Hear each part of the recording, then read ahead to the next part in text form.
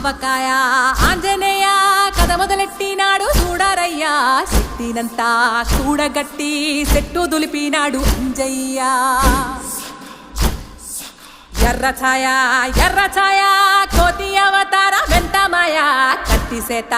పట్టకుండా కాయ కోసినాడు కపిలయ్యా